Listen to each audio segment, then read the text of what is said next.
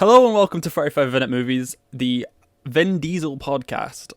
This is the podcast where we're going to go for Vin Diesel's filmography and rank and review every single one of them on their overall quality as a film and their Vin Diesel-ness. As always, I am joined by my best friend on the planet because he's my only person that enjoys Vin Diesel with me. He's the only one that appreciates Vin Diesel as much as I do. It's Awais. How's it going? Good, man. How are you? I'm excited to talk Vin Diesel today. It's a good double bill today. I think we have a good double bill of movies on the bill today. It's an interesting one. It's definitely an interesting double bill. It's not ones you would put together. So we're going to be taking a look at Brad Bird's The Iron Giant from 1999 and Boiler Room by Boiler Room with by Boiler Room Ben Younger. By Ben Younger. There we go. From 2000, not 2000 and just 2000. Yeah, we've got it in our heads that it came out in 2002 for some reason, but it was 2000. Yeah, it's an early one. I think it's the Fast and Furious that came out in 2002 or something, isn't it? Like that's one of the Fast and Furious movies. Yeah, I believe so. Got that on our mind.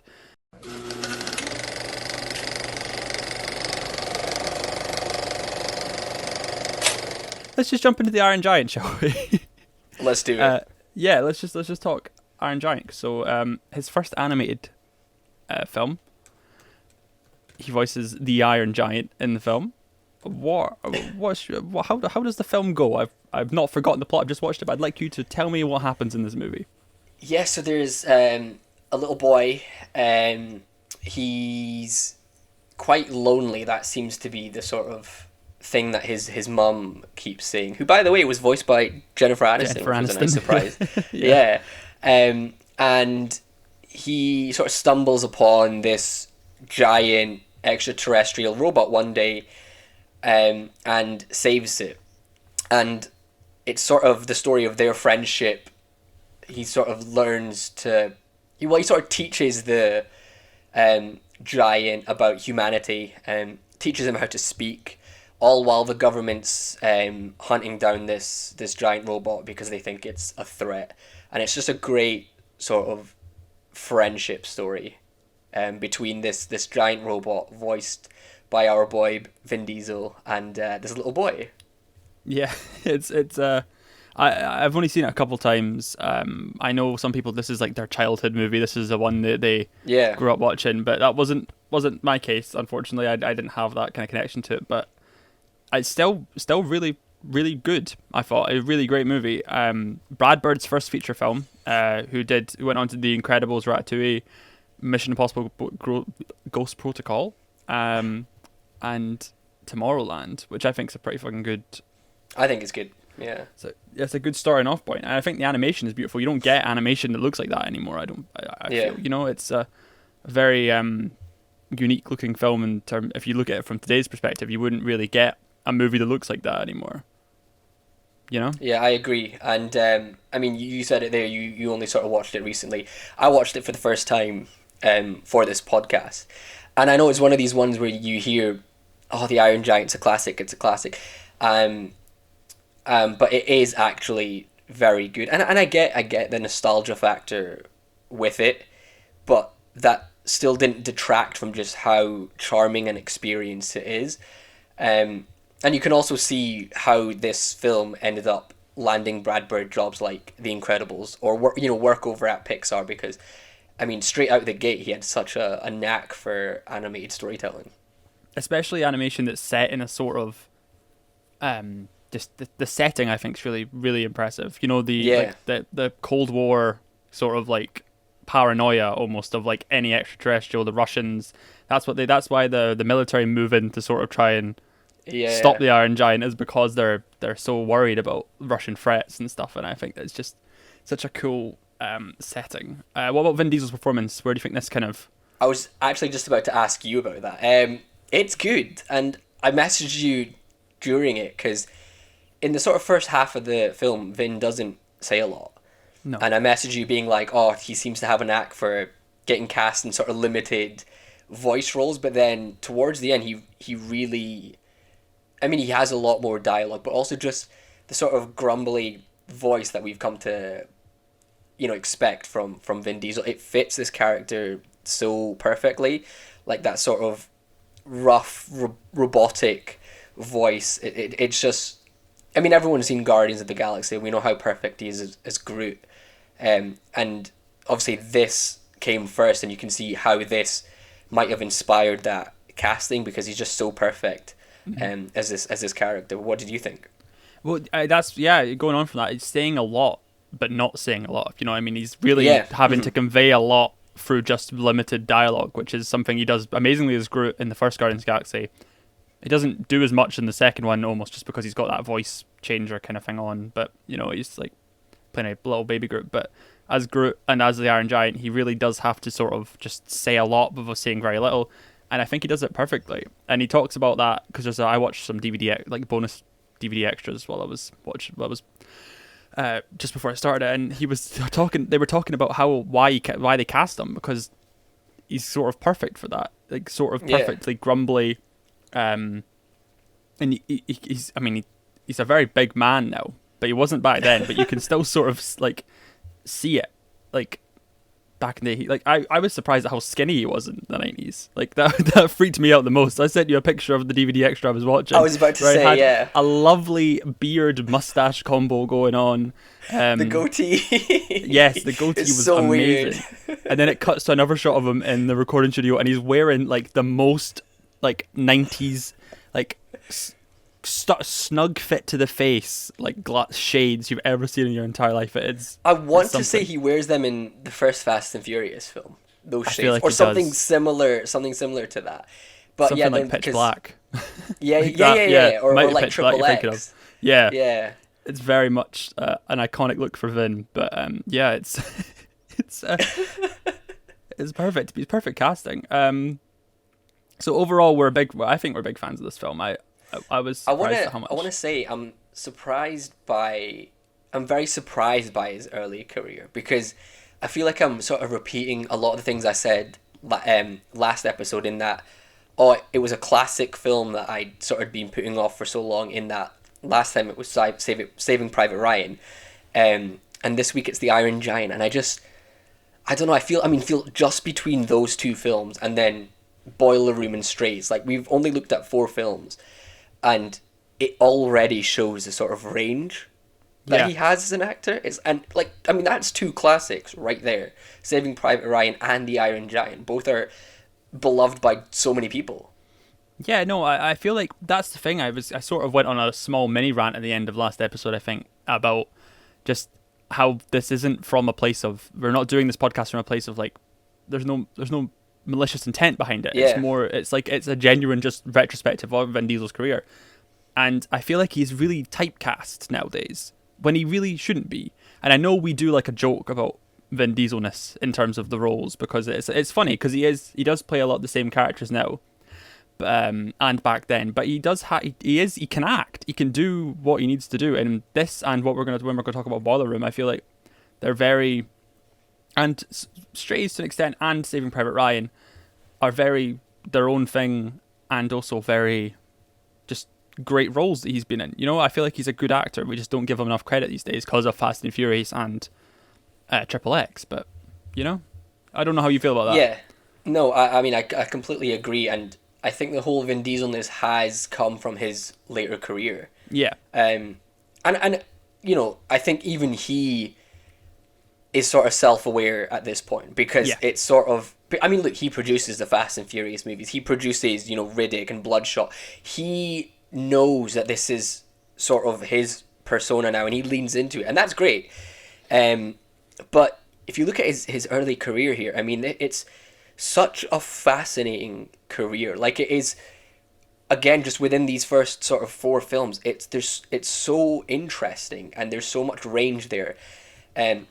And to talk about sort of, because look, I imagine voicing a robotic character is probably not easy, and to bring the humanity that he does to that character through just your voice, through, you know, your pronunciation and just the way you sort of carry yourself in your words, that takes a lot. I've heard a lot about voice acting, mainly because I'm a big fan of watching sort of behind the scenes for animated films, and sort of hearing, you know, especially Pixar films, and sort of hearing actors talk about the process, it doesn't sound easy. And the No. fact that he's able to bring that heart to a robot I think it speaks volumes about his talent. Oh, definitely. I 100% agree. It's he's a great actor. Shall we look at this as an overall then? Shall we talk about our just conclusions on the overall quality of this movie? Where are you sitting? Yeah, let's do it. Yeah. So what are you thinking about this? I love it. I mean, I think we've talked about how we're obviously going to do a Vin Diesel ranking. So far, this is maybe my favorite of the few films that we've seen of his so far. I mean, I'm a sucker for these sort of like friendship stories. Things like in the vein of like E.T. And Stranger Things. Sort of that's the sort of vibes I got from this. I'm a big fan of it, and I think he's terrific. What about you? Yeah, I agree. I'm not as hot on it as some of other Brad Bird films. I think it's a great jumping off point, just a solid, almost boy in his massive 50-foot dog sort of situation. It's a great kind of like story, and the development of the Iron Giant over the course of the film is incredible. The animation's beautiful. I would go for a 4. I think that's just my personal opinion. Where are you sitting with that? Yeah, so I would say at a 4 as well. I do feel it is slightly dated, and I feel like a lot of its acclaim does come from that nostalgia factor, which again isn't a bad thing. No. But there's still so much to enjoy about it. It achieves a lot despite its runtime. Yeah, it's only like 8 minutes long or something, isn't it? It's not too long. It does not say it's welcome, which is great. Yeah. So that's 2 4s for the overall quality of this film, which is pretty good, pretty decent. And moving on to the Vin Diesel-ness, which we sort of just dismantled, but also kind of going to stick to that, stick to our kind of only selling point. Yeah. What do you think about it? I was thinking, because it's very not Vin Diesel, because it's not the stereotype architecture character that we're talking about. So it would be on the lower end of the Vin Diesel-ness scale, I think. Like, we're talking ones. I don't think there's not a lot of Vin Diesel as a Dominic Toretto Bloodshot kind of stuff going on here. There is more just he's playing an animated character that doesn't barely speak but learns a lot on the way kind of situation. So 1, just because there's nothing there. Does that make sense? There's not a lot to go off of the Vin Diesel-ness. I'm with you there, because so much of the Vin Diesel-ness is in his physical presence, and you don't have that with an animated film. No. And his voice acting, I mean, he's playing a robot, he's not playing a human, and so you're not getting your typical sort of macho lad character. So in terms of Vin Diesel-ness, the sort of role we typically associate Vin with now, I'm probably sitting at a 1 there as well. Nice. Yep, I think I'm glad we've agreed a lot more on this one, because there's usually one spot we agree on, but we've agreed totally that it's a 1 for the Vin Diesel-ness and a 4 for the overall quality of the film. And obviously, once again, the quality of the Vin Diesel-ness doesn't accurately the Vin Diesel-ness rating doesn't accurately portray the quality of acting that Vin Diesel does in this movie, because it is incredible how he does it, and we have already already gone over that. So that sits nicely. Well, it comes in right at the bottom on the Vin Diesel ranking so far, and it's sitting just between. It's saying. I think my rating has pushed up, so Saving Private Ryan still sits at number 1, and now then it's the Iron Giant, and then it's Stray. So in terms of overall quality, so that's. I think I would just swap Private Ryan and the Iron Giant around.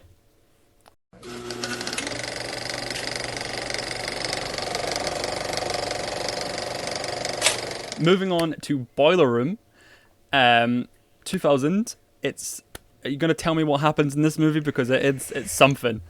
Yeah, so this is from Ben Younger, who directed Bleed for this, which is, I think, his most famous film, which is a boxing film with Miles Teller. But basically, it's about so Giovanni Ribisi, who was also in Saving Private Ryan.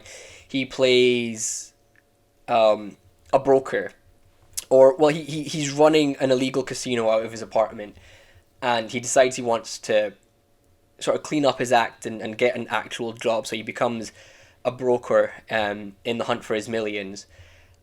Except the company he works for is a little bit morally dubious, and it's just about him navigating this crazy career of selling stocks and sort of conning people out their money. And Vin Diesel plays Chris, who's one of the senior brokers at this company. And what did you think of this, Cameron? I found it. It's a really fun time, you know, and it's a stocks movie. It's very much, you can see the Wolf of Wall Street, where it was almost, and you said, I think we're going to talk about that later, but there's a jumping off point, but it feels like almost a better, more condensed version of the Wolf of Wall Street. You know, it's like there's a lot. I think there's a lot more character development. There's a lot more just overall just rooting for someone instead of just hating every character that's involved in the movie, you know, like you do in Wolf of Wall Street. It's just very much like there's a little bit rooted, but I know you're also scummy. It's just very great. It's a fun time. I had a great time with this movie, but also very much shocked at some of the behaviour in this movie, which we should talk about as well, because it's not aged particularly well in the last 21 years. Yeah, no, it definitely hasn't. It is very much a product of its time.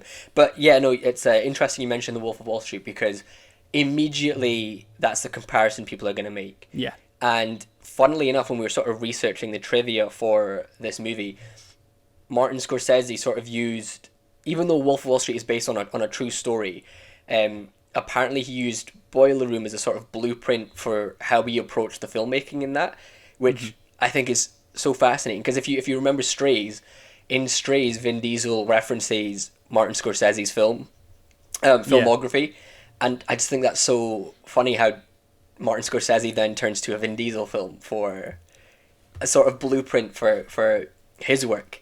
But yeah, it comes around nicely, yeah. But it's a crazy story. I'm so fascinated by stock market and the stock and you know these sort of movies, because I think it's such a fascinating industry. But what did you think of Chris, so Vin Diesel's character? He's not given a ton to do, but he's a very much like a important part of it. He's sort of like the guy that comes in and sort of like he's not the official mentor, but he's the main guy at the company almost. He feels like the head sort of person there. He's just he's not completely Vin Diesel, but he's very much just, he's still doing his arm movements. That's what we've sort of noticed. There's some background here. That is that's the movements he does in Fast and Furious, which we'll talk about in a couple of episodes' time. He's pretty good in it. I think feels very at home in this role, I think, but I don't know. It's he fits nicely in, mainly because it drips with loads of testosterone. This movie, it's just like the very laddie nature of the stock markets of that time. Just, you can see it. They're all horrible people doing horrible stuff to people who don't really deserve it, and they're going out and going, oh, and just sort of, it just very fits him perfectly, I feel like, in terms of the archetype he's kind of aiming for. Yeah, and I mean his character's quite nice. Like in this sort of world of like scumbags and, you know, sort of morally corrupt people, he's not good. He's not good per se. He's still squeezing people out of their money, but he's probably one of the more sort of heartfelt characters in this bunch, and his relationship with Giovanni Ribisi's character is great, and I think one of the highlights of the film. And obviously they work together in Saving Private Ryan, and so it's nice to sort of see them together on screen a bit more. Yeah, no, I agree. It's a very it's just very good in it. And it surprises every time, and we're going to talk about this every time, but it surprises me how good Vin Diesel can be in roles like this, you know? It's just like, you're just sort of surprised. He always seems to be playing a macho man with like at least a little bit of good in him. And I think that's going to be a reoccurring theme, because you mentioned he's not even the worst person in that room. They're all terrible people, but he's not the worst person there. And it seems like he's going for just like that. Like, that is the Vin Diesel-ness. He's going for like, I'm a hard man, but I'm also you love me, you love me deep down. That's kind of where. Well, actually, it's interesting because so he's not a big part of it, but then again, I feel like not many of the supporting actors are like, this is very much a story about one man and everyone else is, and I feel like Vin has the sort of biggest supporting role, arguably. Yeah. But he's one of those actors that he just steals every scene he's in, and like he is genuinely, and there's a scene towards the end where I don't want to spoil what happens, but there's a sort of outburst required from him, and he's really good. And like that scene, I sort of watched that and I was like, he needs, he really doesn't get enough credit as an actor, because he can go to some places, and he's very good. And yeah, he has that kind of presence that just, it sort of steals every scene that he's in, I think. And kind of going back to the film as a overall, there's a lot of random cast surprises. Like Ben Affleck's in this film. Yeah. That was something that I didn't see coming. You were saying that Matt Damon was originally supposed to be Vin, or is that the other way around? So he was supposed to be Seth, which is the main character, but he dropped out for The Bourne Identity, which is I think maybe a better, more remembered movie in my opinion. I think so. It's good for him. Do you think this film should be getting? Because I hadn't heard of it until we looked it up for this. Do you think this film should be getting more recognition than it is right now, or do you think it kind of should stay tucked away in its place in time because there is some at the very beginning in the first 20 minutes? Yeah, I think it's really good, and I hadn't even heard of it before, and so because I had never heard of it before, I wasn't expecting much, but it is so fun and so entertaining. And okay, yes, it's dated. It is very much a product of its time. So if you can grit your teeth for the first half hour, then I think it's quite a rewarding movie, and quite an enjoyable, certainly better than some of the other films that we might talk about in Vin's career, I think. Yeah, for sure. I agree. It's a good watch, and I think it's not on any services, but it's a £3.50 rent in HD. It's not that breaking the bank to watch it. And I would say I didn't regret paying that money for it at all. Yeah, I didn't. I mean, it's very enjoyable. It's worth it. It's a good watch. So, in sort of conclusion, where are you sitting at the rating for this overall? I'm sitting 4 out of 5, man. I had a great time with it, and as I say, these films are right up my street. I'm so fascinated by these stories and these people, so anytime you've got a stockbroker in a movie, I'm there for it. I'm immediately a sucker for it. Throw in Vin Diesel as well, then it's made for me. So yeah, I'm probably sitting at a 4 out of 5. Again, maybe knocking that 1 star because racism and sexism and I get the sexism, but the racism is a bit like oof, like he starts off doing an impression, and then I think a white guy says the N-word at some point. I don't think it's Vin, but someone says it's not great. I would go for a 3. I didn't love it as much as you did. I thought it was shocking.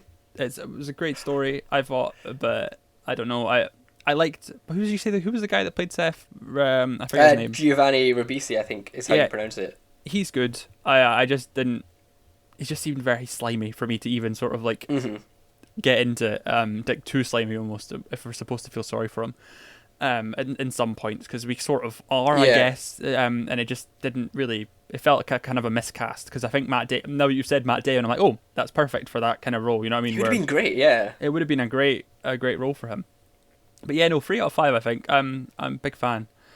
Well, not a big fan, but like a medium to large fan of it. Normal size. So where would you? I'm actually curious. Where would you place it in your ranking list? In my ranking, above or below Strays?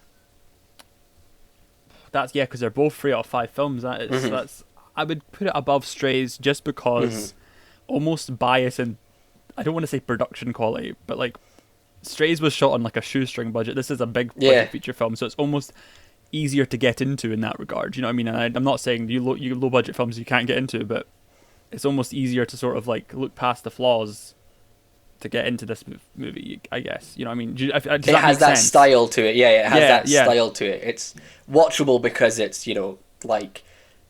Yeah, no, I know exactly what you mean. Yeah, you know what I mean? It's sort of more easy, I guess, if that makes sense. Then you can feel the gears turning in Strays, but it's still a good watch. But this is more just sort of like an easier watch than Strays. So I would put this above Strays.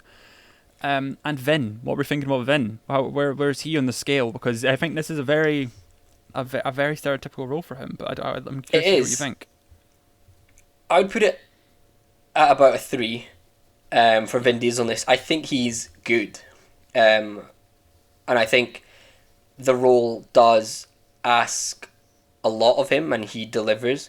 But he's just maybe not in it enough. Or is his roles not substantial enough to the sort of larger story? While he is an important character, his sort of character's not important to the sort of larger narrative for it to maybe stick out compared to other characters that we've seen, or compared to Strays, I think, even where he is obviously the sort of main character. And he doesn't go full Vin, you know. I think there is holding back, but he does have that sort of macho-ness to him. There's a scene, you know, where they just pick a fight with a group of guys because they're insulting their suits. He's, you know, he's a bit nicer than other Vin characters as well, I think. You know, there's a part of him that I feel is holding back from, like, Dominic Toretto or you know, Triple X or sort of Pitch Black or those sort of characters. But yeah, what about you? What did you think of that? Yeah, I think a 3 as well, because you can see the sort of Vin Diesel character sort of shining in this role, sort of in the same way you can see it in Strays, but not as much, because he's not in it as much. He's not the main focus, so it is very difficult to get a grasp of how Vin Diesel he is. But in terms of the macho-ness, he's pretty up there, but not quite full peak Fast and Furious levels. So I would agree with a 3. That's Boiler Room, which a good watch overall. So a surprising watch, I think, because I just didn't expect it to be so good, considering it's flown under the radar. Yeah.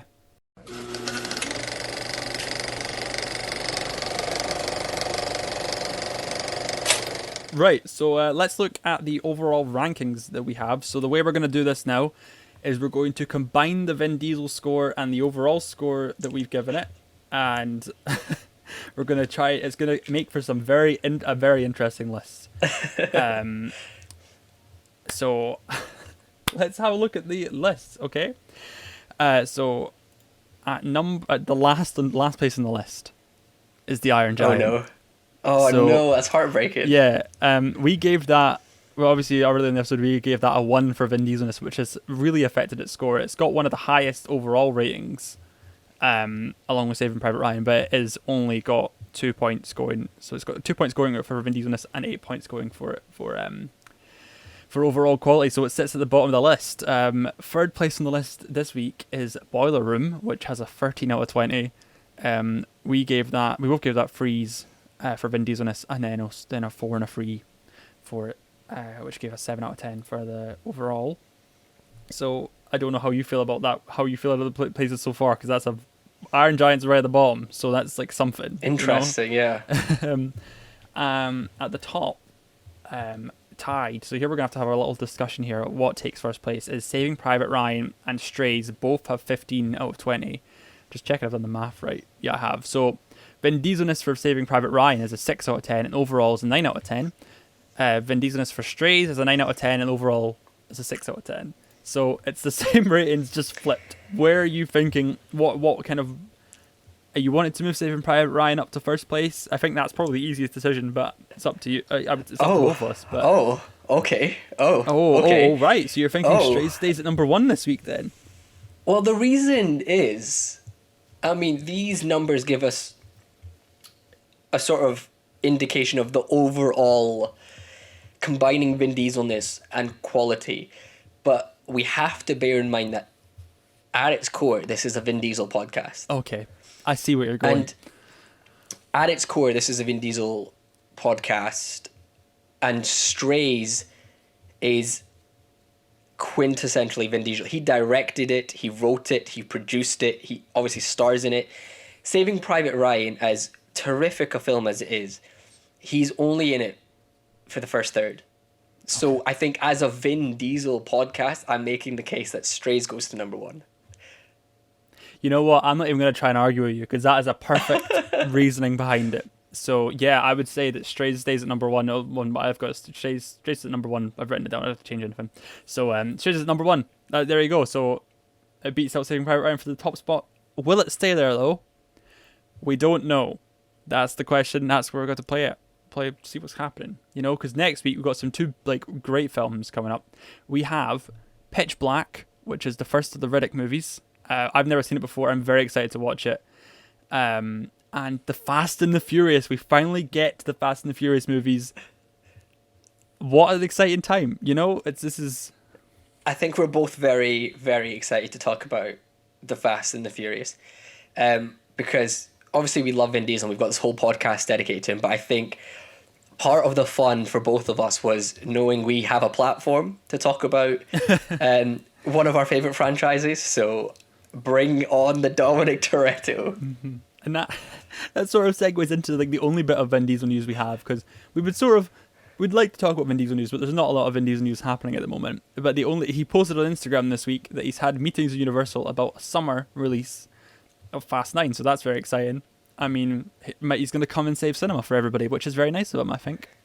You know? Yeah, well, the way he worded the Instagram post was literally about giving the indication that he's going to do a Christopher Nolan and try to actually resurrect cinema with Fast 9, because currently it was slated for May, but the sort of poster that he released just says summer, so I wonder if maybe there's going to be a couple month delay with the hopes of it being one of the first films back. Look, if there's one film that's going to unite people and sort of kickstart cinema, it's going to be Fast 9. Look at the box office numbers for the last 3-4 Fast films. They get bigger each time. It's the biggest it's one of the biggest international franchises ever. So, you know, Edinburgh representing this one as well. This is going to be a great time to watch that in Edinburgh cinema. I cannot wait to get through to Cineworld to watch that. So yeah, that man behind you is going to save cinema. How exciting! That's great. And that about wraps up all the time we have for 35-minute movies this week. Join us next week for Pitch Black and the Fast and Furious. Very exciting times. I have always have been Cameron, and you are Awais. And you can find me at CamsOG on Twitter and ohighfilms.com. And I also do another podcast called The Four Eyes and the Giant, which is very good. It's randomly got a lot of views. I don't know what's happened. We'll see. We'll see why. We'll see if this lasts, but that's fun. We've talked about Lord of the Rings and Harry Potter this week, so go and check that out. Link is in the description. And where are you? Where can we find what you do?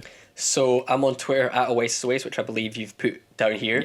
Yeah. Or you can find my reviews at www.thefilmbite.com. I don't have any other podcasts, but I'm a keen listener of Four Eyes and the Giant, and I do recommend it. But I recommend this podcast more. So this is the podcast to recommend. So yeah, we'll be back next week. Well, or not next week, at some point in the future, because I have no clue what the sort of schedule looks like anymore. But yeah, we'll see you then. Bye. Goodbye.